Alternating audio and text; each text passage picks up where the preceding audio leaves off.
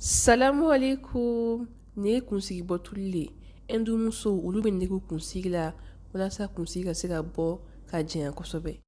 An mɔgɔ bɛna jɔ ɲamaku ani bɛnɛfunti la. Koko tulu n'o b'i bolo i bɛ se k'o k'a la ne kɔni tɛ ni koko tulu le. Walima olive tulu n'o huile d'olive i bɛ se k'o k'a la walima situlu yɛrɛ n'o b'i bolo. Nka koko tulu de ka fisa kosɛbɛ barisabu ale ka fɛngɛ kosɛbɛ a bɛ don kunsigi la teliya la.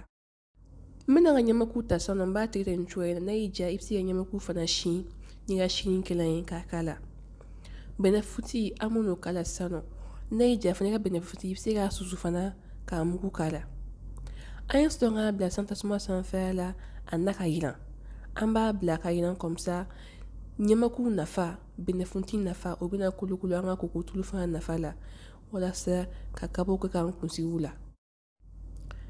N'a yɛlɛnna ka ɲɛ sisan nɔ an b'a datugu ka to yen ka sumaya. N'a sumayala ka ɲɛ an b'a ta sisan nɔ an b'a sɛnsɛn ka buruburu bɔ a la ni finikolon jɛlen dɔ ye. Ni minnu bɛ k'a fɔ ko teliw b'u kun na e ka nin essayer bani. Hali minnu bɛ k'a fɔ ko tena si fana wɔrɔlen don ko si tɛ tena fana la i bɛ nin k'i kunsigi la i la bɛna ye k'a fɔ ko a bɛna nafaba de ɲɛ i ye. Ani huile d'olive n'o b'i bolo ale bɛ sɔrɔ pharmacie la an b'a ta k'ale k'a la.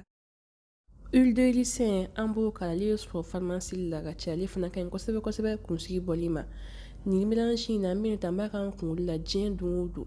I bɛ taga kalo wɔɔrɔ sɔrɔ a kan kuma o kuma i da bɛna kabako ye kunsigi la. An b'a kɛ an ka bidɔnni dɔ kɔnɔ ne kɔni b'a kɛ n kunsigi la a ka ca ni san 2 sisan nɔ. An b'a kɛ bidɔnni dɔ kɔnɔ k'a bila n bolo kɔrɔ.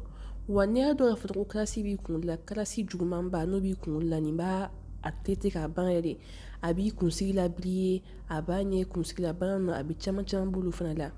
Ne fɛ fana ɲɛ si ka bɔ ɲɛ si ni i bɛ foli ka bɔ i bɛ kɔlɔnti ta k'a sula ka to ka k'i ɲɛ ci la sufɛlaw fɛ. Ne kɔni y'a kɛ n tɛgɛ la ka yɛlɛ o la dɛ ne yɛrɛ bɛ ka sakana si bɔ n tɛgɛ la yan nɔ aw k'an bɛn o la inshallah.